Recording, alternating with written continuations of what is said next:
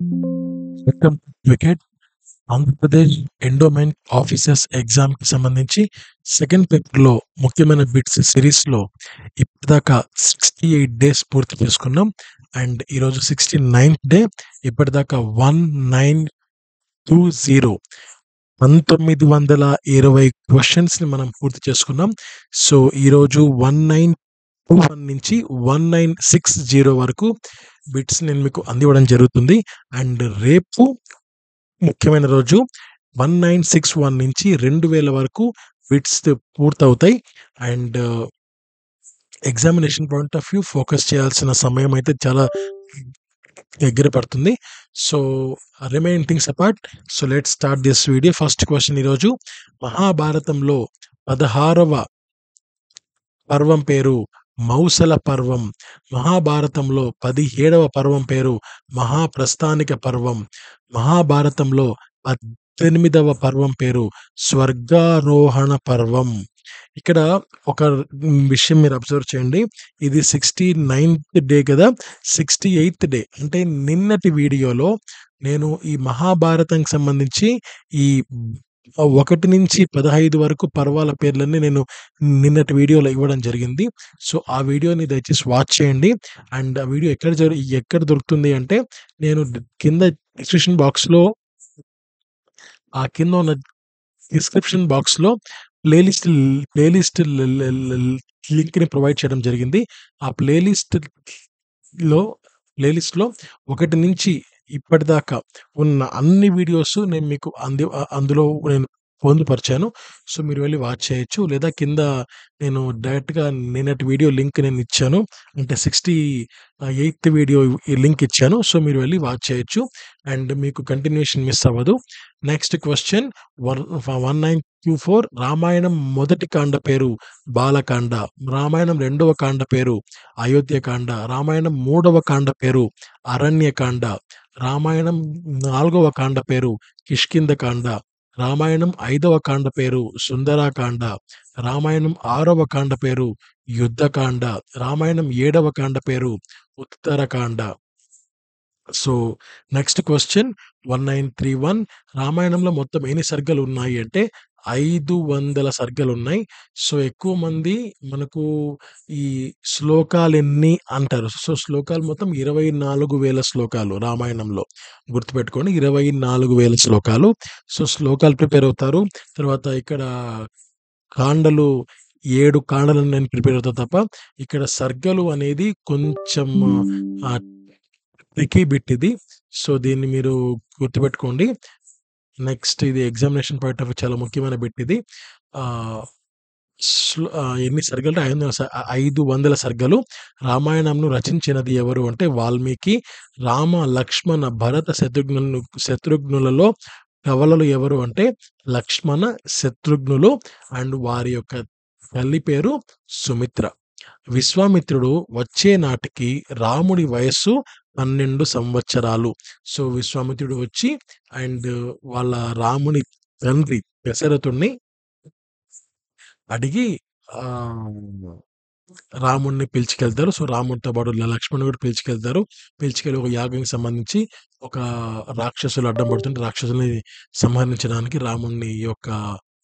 రాముణ్ణి అంటే కొన్ని విద్యలు నేర్పడానికి అదొక సెగ్మెంట్ అన్నమాట. సో విశ్వామిత్రుని ఒక కలయిక చాలా కీలక పాత్ర పోషిస్తుంది రాముడి యొక్క జీవితంలో. తర్వాత విశ్వామిత్రుని ఆశ్రమం పేరు సిద్ధాశ్రమం. గంగను భూమికి తెప్పించుటకు తపస్సు చేసినది ఎవరు అంటే భగీరథుడు. భరత శత్రుఘ్నుల భార్యల పేర్లు మాండవి, శృతకీర్తి. తర్వాత జనకుడి తమ్ముడి పేరు కుశధ్వజుడు.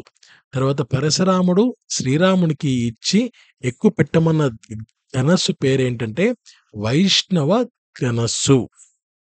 నెక్స్ట్ క్వశ్చన్, దశరథుని వరాలు కోరమని కైకను ప్రేరేపించినది ఎవరు అంటే ఆన్సర్ మందర. ఇది కూడా ముఖ్యమైన బిట్ అండి. సో అందరికీ ఐడియా ఉండుంటది. సో కైక వరాలు అడిగింది అని. బట్ కైకను ఆమెకు సొంతంగా వచ్చిన ఆలోచన కాదు.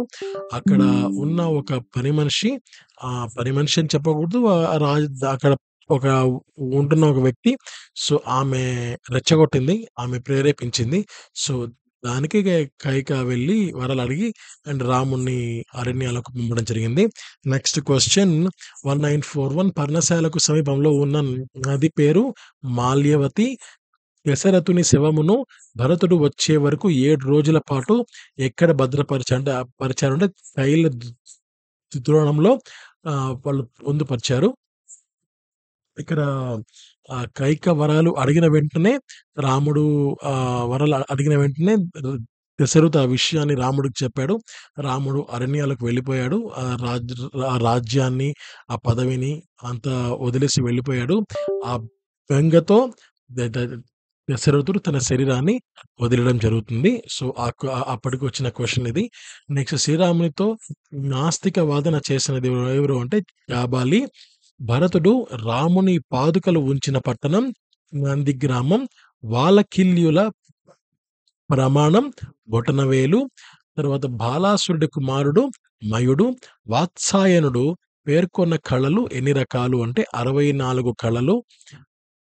తర్వాత తనలోని కామ క్రోధాలు లాంటి లక్షణాలను నియంత్రించి నియమబద్ధంగా కార్యాచరణ చేసే యజ్ఞం సంసిత యజ్ఞం. నెక్స్ట్ చతుర్విధ కవితా చక్రవర్తి అని ఏ ఆళ్వార్ను పిలుస్తారు అంటే తిరుమాంగాయ ఆళ్వార్. నెక్స్ట్ క్వశ్చన్ కడుపు పగులునట్లు కొడుకులను కంటే మహాశూరుడైన కొడుకు ఒక్కడు చాలు. ఈ మాట ఏ గ్రంథంలోనిది అంటే మహాభారతం. నెక్స్ట్ క్వశ్చన్ చంద్రుని పుత్రుడు బుధుడు రాముడు వనవాస దీక్షను స్వీకరించే ముందు ఏ సాంప్రదాయాన్ని అనుసరించి మర్రి పాలతో జడలను ముడి వేసుకుంటాడు అంటే వైకానస సాంప్రదాయం. సో, ఎగ్జామినేషన్ విషయంలో వైకానస అనే పదం ఎక్కువ సార్లు రిపీట్ అవుతోంది. అండ్ బిట్స్‌లో కూడా సో, దీనికి సంబంధించిన ఒక బిట్ వచ్చే అవకాశం ఉంది. తర్వాత వసంత నవరాత్రులు ఏ రోజు నుంచి ఏ రోజు వరకు చేస్తారు అంటే ఉగాదితో మొదలుకొని శ్రీరామనవమి వరకు చేస్తారు.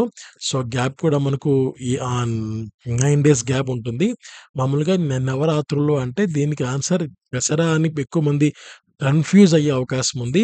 బట్ వసంత నవరాత్రులు అంటే ఉగాది నుంచి శ్రీరామనవమి వరకు ఇక్కడ చేసే యొక్క కార్యక్రమాలనమాట.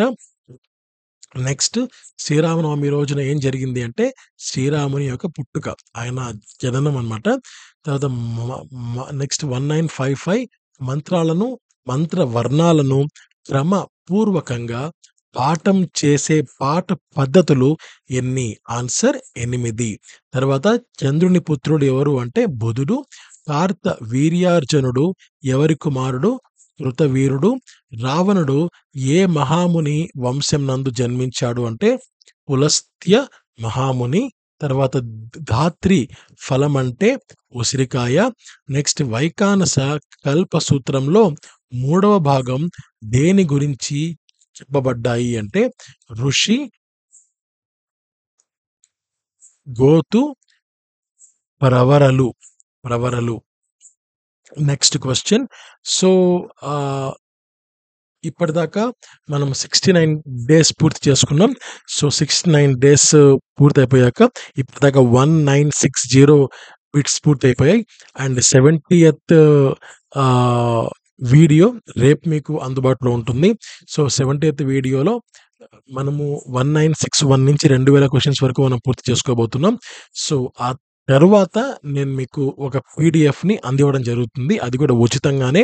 అండ్ 1 నుంచి 2000 వరకు ఉన్న ఒక మెగా పీడిఎఫ్‌ని మీకు అందుబాటులో నేను ఉంచుతాను.